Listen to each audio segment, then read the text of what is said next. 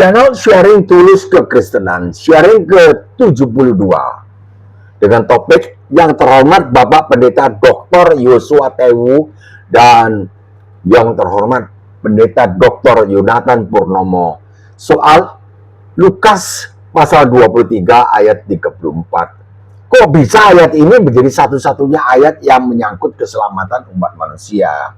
Lukas 23:34. Kok bisa ayat ini menjadi satu-satunya ayat yang menyangkut keselamatan umat manusia?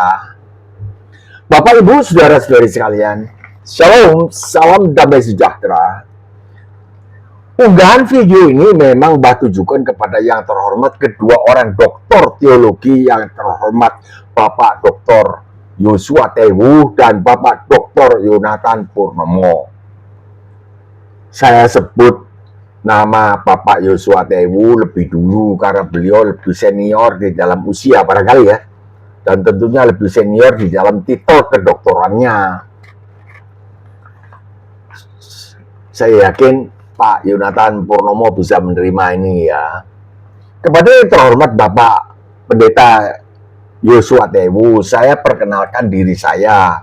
Nama Bagio Pramudito Tejo Yuwono. Nama di medsos Mbah Bagio Bahagia. Usia 76 tahun. Orang awam. Tidak punya titel apapun. Dulu digembalakan, tanda kutip, di sebuah gereja Pantekosta di Makassar. Selama 37 tahun.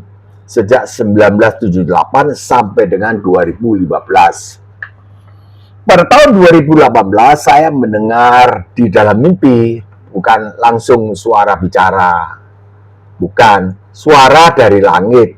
Bagio, ganti. Ringkasnya mimpi itu berarti bahwa saya diperintahkan. Tentu suara itu adalah suara Tuhan Yesus dari sorga. Tentu untuk menggantikan gembala saya memberitakan Injil, bukan menggantikan jabatan beliau sebagai gembala gereja itu. Itulah adanya diri saya. Saya pelaku firman Tuhan dan pemberita Injil dan menjadikan orang-orang yang dekat dengan saya menjadi murid Tuhan Yesus dan mengajarkan mereka melakukan perintah Tuhan Yesus. Supaya bapak-bapak tidak merasa risih berbicara dengan orang awam yang sudah tua lagi. Dan supaya kita bisa duduk-duduk di satu meja di hadapan massa medsos ini, saya yakin yang terhormat Bapak Pendeta Dr. Yosua Tewu dan Dr. Yonatan Purnomo rela praktek Filipi 2 ayat 5 dan seterusnya. Bersedia tidak mempertahankan titel kedoktoran bapak-bapak, melainkan rela mengosongkan diri dan mengambil rupa seorang awam. Sebab tidak mungkin kalau saya yang menaikkan level saya menjadi seorang doktor teologi juga. Tidak mungkin dong, tidak lucu ya. Supaya sama levelnya, bukan, tidak mungkin. Tuhan Yesus memberkati bapak-bapak. Beberapa hari yang lalu saya menonton video Bapak Yosua Tewu dengan judul Paradok Teologi. Biblikos menggugat LAI. Lah, pikirnya saya yang menggugat itu ada jalur hukum ya. Ternyata cuma ya menggugat begitu saja. Saya mengerucut fokus pada masalah Lukas 23 ayat 34. Yesus berkata, "Ya Bapak, ampunilah mereka, sebab mereka tidak tahu apa yang mereka perbuat." Ayat ini telah diberi tanda kurung oleh LAI di terbitan terjemahan baru kedua yang saya dengar dari Bapak Yosua Tewu dan Bapak Yonatan Purnomo, bahwa tanda kurung ini adalah rencana LAI akan menghilangkan ayat ini di terbitan terjemahan baru berikutnya. Entah berapa lama lagi, katanya kira-kira 30 tahun.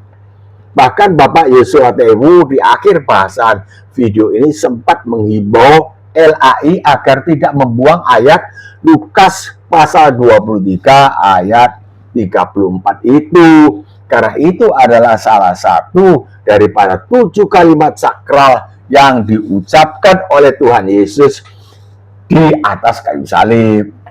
Dan ayat ini menurut Pak Yosua Tewu dan Pak Yonatan Purnomo adalah satu-satunya yang mengandung keselamatan umat manusia. Kira-kira begitu. Menurut Pak Yonatan, jika dihilangkan, maka berarti Yesus dilucuti kuasanya. Kuasanya mengampuni dosa umat manusia. Dilucuti kuasanya, kalau itu ayat dihilangkan. Orang Makassar bilang, tabe, permisi, kula nuwun, Pak Yosua dan Pak Yonatan. Saya bertanya, apakah benar begitu pengertian teologi, theological interpretation ayat Lukas 23 ayat 34 ini? Apakah Bapak-bapak tidak salah baca konteks ayat itu? Bukankah kalimat itu, ya Bapak, ampunilah mereka, sebab mereka tidak tahu apa yang mereka perbuat, khusus dimaksudkan oleh Pak Yesus yang adalah anak Allah yang mengenakan daging itu, khusus diperuntukkan bagi para tentara Romawi dan massa yang berseru-seru, salibkanlah dia, di ayat 23. Mari kita baca ayat-ayat sebelumnya. Ya, mulai Lukas 18 ayat 25. Silakan baca sendiri.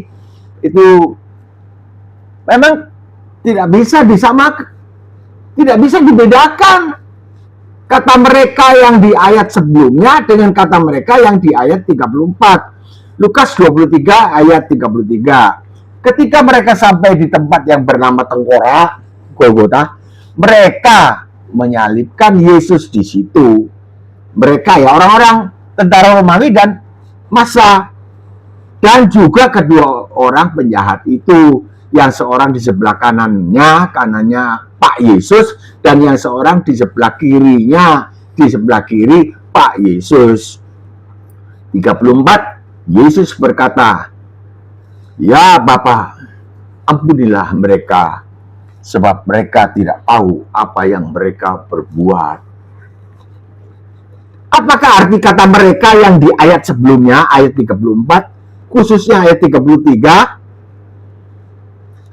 tidak sama dengan kata mereka yang ada di ayat 34? Ulangi, apakah arti kata mereka yang di ayat sebelumnya, khususnya yang di ayat 33, tidak sama dengan kata mereka yang di ayat 34. 33, ketika mereka sampai di tempat yang bernama Tengkorak, mereka menyalibkan Yesus di situ. Mereka kan tentara Romawi beserta ya orang-orang yang membenci Pak Yesus. Dan juga kedua orang penjahat itu, yang seorang sebelah kanannya dan yang seorang sebelah kirinya. 34, Yesus berkata, ya Bapa, ampunilah mereka, sebab mereka tidak tahu apa yang mereka perbuat.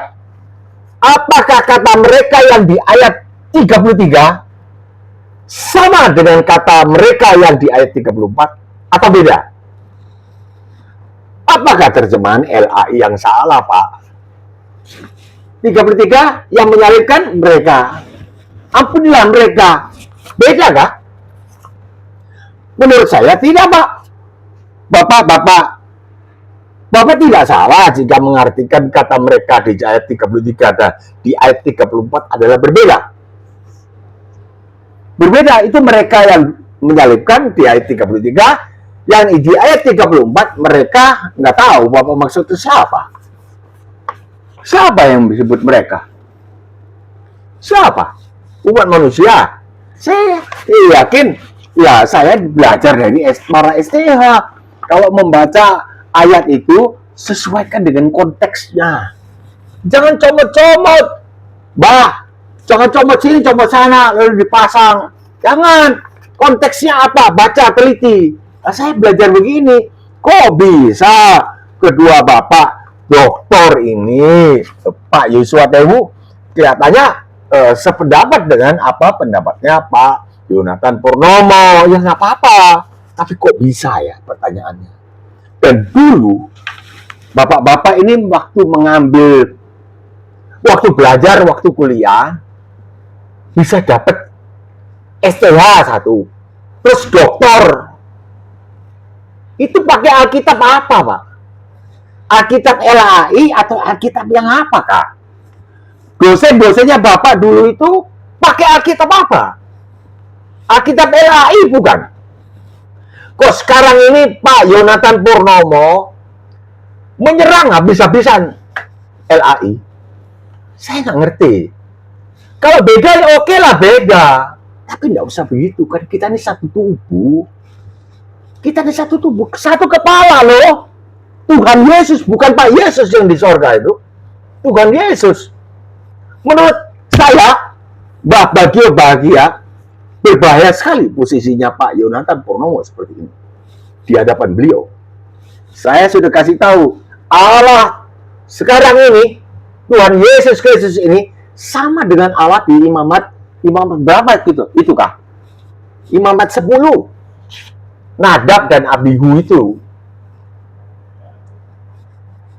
Melayani. Seperti melayani tapi dengan api asing. Des! Mati. Temanku, saya sudah ulang-ulang ini saya saksikan. Tukang main gitar. Tukang bagian main gitar lah. Gitar biasa. Akustik gitar. Ya enak. Kalau kebaktian kecil, kira-kira 10 orang, 15 orang. Saya ikut. Pada suatu hari, dia nggak main gitar. Diletakkan di lantai. Senarnya saya lihat, kok nggak main gitar ya? Dia juga ikut nyanyi. Tuh ini, nyanyi. Ya cemplang. Tawar. Tidak semarak. Saya sampai sekarang tidak tahu apa sebabnya dia main gitar. Karena ini bukan satu gereja ya, bukan satu gereja, jadi beberapa denominasi gitu kita kumpul-kumpul lalu dia mengadakan kebaktian pada hari yang tetap, gitu sepakat. 1 minggu setelah itu kalau tidak salah 1 minggu 10 hari, terus mati, meninggal dunia tanpa sebab yang diketahui. Sekarang, kalau menurut saya berdoa menyebut namanya Bapak Yonatan Purnomo ini. Tolonglah Tuhan bicara sendiri. Karena ini para penyesat cingkrak-cingkrak. Wah, ada pendukungnya dokter. Memang tidak rencana mendukung, tapi beliau tidak mau membicarakan mengenai arti daripada ini ayat Lukas 23 ayat 34 itu apa sih? Bagaimana? Roh demikian tidak ada. Saya tidak mau membicarakan mengenai arti. Saya membicarakan mengenai ini huruf-hurufnya saja. Ini salah di sini, ini salah di sini. Di sini pakai kata tetapi, di situ pakai kata namun. Nah, sami mawon dong, Pak. Sama saja. Tetapi, namun, sama. Artinya saja dong. Nggak usah cari salahnya LAI. Nggak cocok, Pak. Kita satu tubuh, Pak. Kenapa Bapak nggak cari-cari salahnya itu para penyesat? Bapak tidak salah jika mengartikan kata mereka di ayat 33 dan di ayat 34 adalah berbeda. Sehingga Bapak mengartikan bahwa Lukas 23 ayat 34 ini adalah satu-satunya ayat yang mengandung permohonan pengampunan bagi umat manusia. Satu-satunya. Kok aneh sih? Yang jika kelak, misalnya, sama dong. Misalnya, umpamanya benar-benar dihapuskan oleh LAI, maka celakalah kekristenan kita. Apa tidak salah pendapat itu Pak Yonatan dan Pak Yosua? Tidak salah pendapat itu. Bukankah Lukas 24 ayat 34? Ya Bapak, ampunilah mereka, sebab mereka tidak tahu apa yang mereka perbuat. Ditujukan bagi para tentara Romawi. Dan massa yang berteriak-teriak, salibkanlah dia, salibkanlah dia. Saat itu, dan ini diganti dengan kata ganti orang ketiga jamak, yaitu dengan kata mereka. Begitu kan? Pak Yonatan sendiri yang ngajari kami kok. Saya sudah ikut 2 kali atau 3 kali. Yang berikutnya ini, ketika saya masuk 1-2 detik, terus muncul notifikasi. Anda menunggu host mengundang Anda. Berarti saya di-reject tuh. Saya pertama nggak sadar itu. Hari Jumat. Loh, kok nggak masuk, kok muter-muter terus ya? Saya nggak tahu. Saya tidak bilang, ya, itu saya di-reject. Kenapa saya di-reject? Saya nggak tahu. Berikutnya ini, hari Minggu. Saya sudah berikan 54 orang waktu itu ya Mas. Saya terlambat 30 menit. Anda menunggu host mengundang Anda. Terus muter-muter begini. Saya bilang, oh aku di-reject. Ditolak. Sama dengan aku di gerejaku dulu. Ditolak. Karena kritis. Loh kalau salah, saya bilang salah gimana? Saya tidak pernah loyal kepada orang.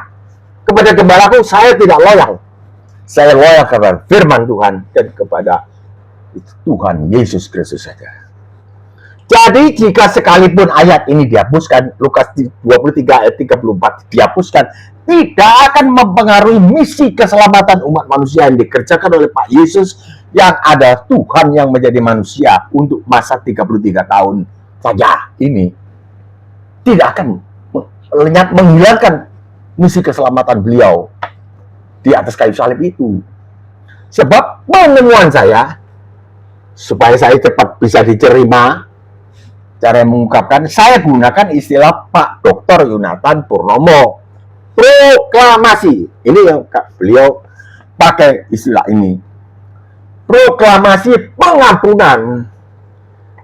Nah, nggak apa-apa, silakan.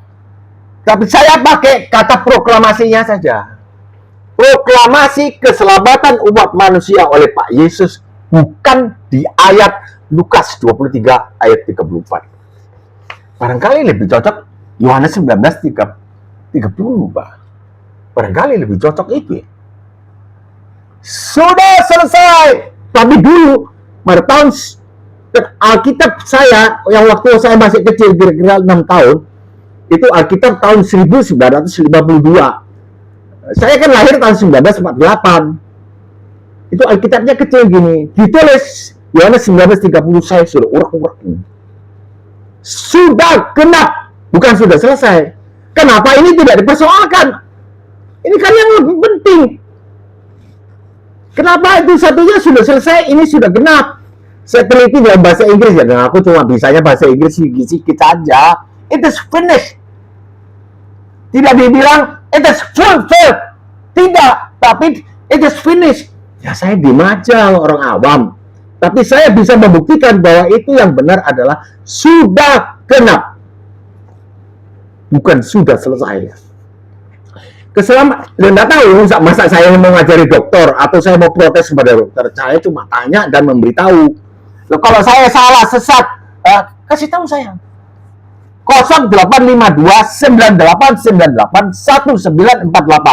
0852 9898 1948. Saya mau belajar, Pak. Ya. Jadi proklamasi itu diteriakkan. Merdeka! Itu kan 1945, saya belum lahir. Proklamasi itu diserukan di atas kayu salib ketika beliau menyerukan sudah genap. Proklamasi keselamatan umat manusia oleh Pak Yesus, bukan di ayat Lukas 23 ayat 34. Bahkan proklamasi yang diserukan oleh Pak Yesus bukanlah proklamasi pengampunan. Ampuni kau semua. Tidak. Walaupun di Matius 26 ayat 28, minumlah semua kamu dari cawan ini, karena inilah darahku, darah perjanjian yang ditumpahkan bagi banyak orang untuk pengampunan dosa. Tapi itu bukan artinya mengampuni. Yesus mengampuni dosa, mengampuni umat manusia, bukan. Nanti saya ngajari para dokter, nggak cocok dong. Dokter itu paling nggak, apalagi Pak Yonatan 2 kali dokternya, udah siap. Kelihatan masih muda. Bahkan proklamasi yang diserukan oleh Pak Yesus bukanlah proklamasi pengampunan, melainkan proklamasi penggenapan tuntutan hukuman yang dituntut oleh hukum Taurat. Apa itu? masuk neraka. Kalau upah dosa adalah maut. Sekali lagi, bukan proklamasi pengampunan. Ampuni kau. Kalau kau ampuni kau, nggak usah turun. Tuhan Yesus di sorga aja, nggak usah repot-repot turun. Menjadi daging, menjadi manusia, dikandung dan dilahirkan oleh Santa Maria. Ini oleh orang-orang para penyesat, dia bilang, itu Tuhannya orang oten. Dilahirkan dari anunya wanita. Itu kan kasar sekali. Coba kalau diizinkan balas, tapi saya tidak mau balas. Karena Matius 5:39, Tuhan Yesus bilang, jangan melawan orang yang berbuat jahat kepada kamu. Tahan. Jangan melawan. Kalau memang dilepaskan, perang, Pak. Indonesia perang, kalah kita, Pak. Bukan, lebih banyak mereka. Tapi itulah, itu kita abaikan. Jadi tolong Pak Yonatan, Dr. Yonatan, jangan mendukung mereka secara tidak langsung loh, Pak. Saya sudah ingatkan, Pak. Cuma itu teman yang main gitar, saya tidak pernah mengingatkan. Mungkin teman lain sudah mengingatkan, kenapa lu tidak main gitar? Cuma satu kali loh, dia tidak main gitar, terus mati. Saya temukan ada dua kemungkinan supaya keselamatan umat manusia bisa terselenggara. Dua kemungkinan. Dua opsi. Dari Tuhan, bukan dari manusia. Demi sopan santun seorang awam kepada para dokter teologi, saya ucapkan berikut ini. Mohon petunjuk Bapak-Bapak Dr. Yosua Tewu dan Bapak Dr. Yonatan Purnomo. Mohon petunjuk. Itu alusnya, Pak, sopannya, Pak. Tapi sebetulnya kalau orang peka, ya saya yakin Pak Yonatan tahu bahwa beliau sedang ditegur oleh orang awam. Orang awam wis tua ya, orang sudah tua. Kakek-kakek. Satu, umat manusia diampuni. Selamat. Tobat, Mak ya, tobat Mak bahasa Makassar. Saya bertobat, saya tidak lakukan. Ya, saya ampuni. Selamat. Tapi yang ampuni tidak suci dong. Yang ampuni jelas tidak suci. Ayo coba Bapak Presiden memberikan grasi kepada pembunuh. Jelas membunuh dengan berencana. Ya, grasi dikabulkan. Misalnya gitu ya. Saya nggak ngerti. Jadi, grasinya itu bebas. Kira-kira nggak digempur itu Bapak Presiden. Digempur seluruh rakyat Indonesia ini. Ya karena nggak suci. Orang pembunuh dibebaskan. Ya otoritas sah. Tapi secara kebenaran, nggak tahu, saya tidak cukup kosakata. Karena saya tidak sekolah. Kalau saya sekolah, tentu cukup banyak kosakata yang bisa saya keluarkan. Karena tidak ada di sini kan. Tapi bukan berarti saya tidak mengerti kebenaran, Pak. Tidak mengerti apa geraknya ini sedang saya teliti. Bapak Yonatan Purnomo. Nggak tahu Pak Yosua Tewu kenapa bisa ada di belakang beliau. Ini memang sesuatu yang saya unggah keluar supaya jangan sembunyi. Semua orang cuma bilang aja di komen di YouTube saya, Mbah, bicaralah soal ini, Mbah. Dengarlah itu unggahannya Pak Pendeta Yosua Tewu. Ya saya dengar. Jadi umat manusia bukan diampuni. Umat manusia diampuni pertama. Jalan ini tidak ditempuh. Karena Pak Yesus sendiri bilang, jangan kau mengira begitu. Ini berdampak ke mahasucian Allah. Allah, tanda kutip, yang mengampuni dosa adalah tidak suci. Cocok. Seperti tadi, grasi, digempur. Maka dari itu Bapak Presiden tidak gampang memberikan grasi. Karena nggak cocok. Tapi ada aturannya itu, Mbak nggak ngerti, bukan orang hukum juga. Pak Yonatan Purnomo nggak salah, dasarnya itu intinya adalah SH ya barangkali ya. Saya nggak perhatikan. Tidak suci, dia bukan Allah. Saya ampuni kok. Padahal upah dosa adalah maut. Kalau upah dosa adalah maut, lalu diampuni, tidak dihukum, ya dia yang tidak menghukum itu Allah yang tidak kudus. Kalau Allah tidak kudus, bukan Allah. Kalau siapa yang bukan Allah, ya itu musuhnya Allah. Kalau musuhnya Allah siapa itu? Ya diurut terus saja. Lukas 4 ayat 6. Itu kan. Opsi kedua, ini sampaikan. Gak ketemu. Hukumannya umat manusia itu digenapi oleh Yesus Kristus. Itu opsi kedua. Hukumannya umat manusia digantikan. Arti kata digenapi, digantikan, dijalani oleh Yesus Kristus yang bertindak selaku satu utusan Allah. Ini, saudara-saudara umis, jangan bilang itu hanya utusan Allah. Ya, diutusnya itu apa? Untuk mati. Mana ada nabi yang diutus untuk mati? Menyerahkan nyawa di atas kayu salib. Dan aku berkuasa mengambilnya pula. Di mana? Kuburan. Kan gitu. Itu sudah video yang lalu. Jadi bertindak selaku utusan Allah. Jadi jangan dipandang enteng, itu utusan biasa. Menyerahkan nyawa. Nyawanya Mbah Bagio. Saya mau untuk mati untuk seluruh umat manusia. Cari nama. Tidak laku. Orang berdosa. Yesus Kristus tidak berdosa. Pak Yesus tidak berdosa. Karena beliau tidak terjadi dari benih laki-laki dan perempuan. Beliau adalah firman Allah. Yaitu Allah yang menjadi manusia. Tatianangan manila sukcangi Siti Maryam. Dikandung dan dilahirkan oleh Santa Maria. Jadi orang bayi Yesus. Tadi saya juga mendengar sedikit saja itu mengenai 44 tidak terbantahkan kesalahan. Yang mengenai dilahirkan bayi atau seorang laki-laki atau apa, pokoknya kan anak laki-laki orang. Nanti besar tidak menjadi Tuhan. Ketika menjadi besar dewasa 33 tahun tidak menjadi Tuhan. Orang terus dying Yesus kalau bahasa Makassarnya. Kalau bahasa Jawanya Mas Yesus. Kalau bahasa liannya bareng ente Yesus. Orang supaya jelas para apologet jangan takut. Tanya kepada Mbak, bagaimana ini jawabnya Mbak? Kenapa Tuhannya orang out dan tidak bisa turun dari kuasa Allah? Bukan Tuhan, orang. Tuhan yang menampil sebagai orang.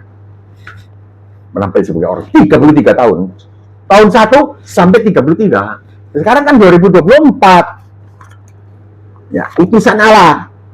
Dia bertindak selaku sang hakim alam semesta, jagat raya ini, yang menggantikan posisi umat manusia yang berstatus si terhukum. Pasti sudah vonis masuk neraka. Pasti masuk neraka. Sang hakim turun dari kayu salib, dari kursi kehormatannya, tiktok, menggantikan. Pulang kau, tidur sama istrimu. Saya yang naik di atas kayu salib. Ayatnya di mana? Nanti saya akan beritahukan kalau kita ketemu secara private meeting. Supaya jangan pamornya bapak dokter, para dokter ini, dua orang ini, bapak-bapak ini, jangan merosot Pak. Jangan bicara di muka umum Pak. Tidak baik Pak. Saya ini siapa Kak? Tanya di gerejaku. Saya orang terbuang Pak. Karena kritis. Tunduk tanpa bertanya. Tidak Pak. Itu Hitler barangkali. Tunduk tanpa bertanya. Tunduk bertanya. Alasannya apa? Yesus Kristus mati di atas kayu salib bagi kita, bagi kepentingan. Iya, ayatnya mana? Nggak ada. Saya tunggu dulu juga Mr. Billy Graham. Ayatnya mana? Beliau menggantikan kita itu mana ayatnya? Nggak ada. Saya akan beritahukan nanti. Kalau ada private meeting, yang nggak tahu pakai telepon kah, mau ketemu 3 orang. Kalau berkenan padamu. Kalau tidak berkenan, lupakan orang gondol. Paling aku masuk tanah tubuhku, rohku masuk surga. Yes. Tapi saya berharap Tuhan datang di atas awan, saya ikut menyambut kedatangan sang mempelai laki-laki. Wah, jadi berapi-api khotbah ini. Nah, menggantikan posisi umat manusia yang statusnya adalah si terhukum. Digantikan. Pulang. Saya mati di atas kayu salib. Kenapa kita tidak mau nurut kepada beliau yang menggantikan? Ini kuncinya. Bukan diampuni, kalau diampuni gampang, enteng. Di sana juga diampuni kok. Agama anu juga mengampuni kok Allahnya. Bukan Allah. Logika itu aja. Dosa mesti dihukum. Upah dosa adalah maut. Kalau tidak dihukum berarti yang ngampuni, yang tidak menghukum adalah tidak kudus. Kalau tidak kudus dia bukan Allah. Kalau bukan Allah, yang musuhnya Allah, yang mau disembah sama seperti Allah. Nomor 3, bertindak selaku domba jantan. Itu Yohanes 1:29. Lihatlah anak domba Allah yang mengangkut atau yang menghapus dosa dunia. Memang ada perbedaan. Betul Pak Yonatan bilang. Tapi tidak secara mendasar merombak keselamatan itu. Ada Alkitabnya saya Mbah yang pakai TY. Sekarang kan C. Capek. CAPE. Capek, mencapai. Dulu TY. Itu dibilang itu. Lihatlah anak domba Allah yang mengangkut dosa dunia. Ya sini, lihatlah anak domba Allah yang menghapus dosa dunia. Tapi tidak ada sesuatu yang prinsipil, yang mendasar. Jadi sebetulnya tidak perlu Pak Yonatan, Dokter Yonatan Purnomo, ya juga saya memberitahukan kepada Pak Dokter Yosua Tehu, begini. Itu yang perlu dibicarakan. Jangan terus toding-toding LAI Balelo atau apa sudah 5 tahun diam aja, bungkem aja, ketakutan Pak. Seandainya ketakutan, kita tidak perlu, kita tidak punya kasih. Kasih itu menutupi banyak kekurangan. Ada ayatnya lagi waktu Pak Yesus duduk-duduk di rumahnya Matius. Matius kan orang berdosa. Di rumah bea cukai. Kenapa Pak Guru duduk-duduk di rumahnya Matius? Tidakkah kau baca? Yang ku kehendaki adalah belas kasihan, bukan persembahan. Belas kasihan kepada LAI. Kenapa? Dibantu Pak. Kalau gini kan bersuara, berkelahi, aduh, ramai, seru. Berantakan kita Pak. Tanggung jawab Pak Yonatan. Pak Yosua, saya pikir Bapak lebih senior lebih lama saya tahu, karena saya anggap lebih senior. Cobalah, tengahilah. Karena saya tidak kenal secara pribadi kepada Pak Yonatan Purnomo. Nah, ayat-ayatnya saya pertimbangkan akan saya berikan jika jika Bapak-Bapak berkenan kita berjumpa di private meeting. Tidak etis di muka orang banyak begini kan Pak. Karena pamornya Bapak merosot bicara sama orang gini, orang rendahan. Ngapain gue ngurusi itu orang botak? Botak tapi diusut Tuhan Yesus. Bagio, ganti. Kenapa sudah tua? Karena dari dulu saya sebetulnya orang yang acuh-acuh. Saya tidak banyak pusing. Pulang gereja, Alkitab gabruk, taruh terus lain kegiatan. Tahun 2018 terus mimpi. Bagio, ganti. Saya suruh rooming sama anak saya. Bagaimana ini ya? Bapak jadi pemimpin? Tidak. Sebab di dalam mimpi itu saya nggak ceritakan lengkap supaya ini sudah 35 menit, saya nggak mau lebih panjang. Orang bosan nanti. Tidak ada. Mobil tangki itu hanya tangkinya saja bocor sebesar buah kelapa. Tapi tidak ada bagian kemudi. Kalau ada bagian kemudi, memang Tuhan tentukan saya jadi gembala di gereja ini. Yang Pak Gembala sekarang sudah tak berdaya, tidak bisa korban lagi, masih hidup. Nah, dan be on time always. Beliau selalu on time. Itu pelajaran yang tidak pernah saya lupakan. Nah, jadi kalau ke pengantin apa tidak pernah saya terlambat. Undangan jam 8, saya jam 8 sudah hadir. panitia masih, sudah ada. Iya, itu pelajarannya pendeta. Gembalaku. Sampai di sini dulu. Saya mohon pamit kepada Pak Dr. Yonatan Purnomo dan Pak Dr. Yosua Tewu. Tuhan Yesus memberkati Bapak-bapak sekalian. Kiranya turunlah segala berkat dari sorga, berkat rohani terutama. Tuhan bersendiri, Tuhan Yesus Roh Kudus berbicara kepada Pak Dr. Yonatan Purnomo dan Pak Dr. Yosua Tewu. Ya Tuhan, berbicara demi keutuhan ini. Tubuh Kristus tercabik-cabik. Orang boleh membicarakan atas Alkitab LAI tidak bisa dipercaya. Pak Yonatan Purnomo bertanggung jawab ini. Apakah Anda mau mendengarkan, membaca, menggunakan Alkitab yang demikian? Itu kan artinya ya memberikan kesan yang tidak baik terhadap LAI, Alkitab LAI.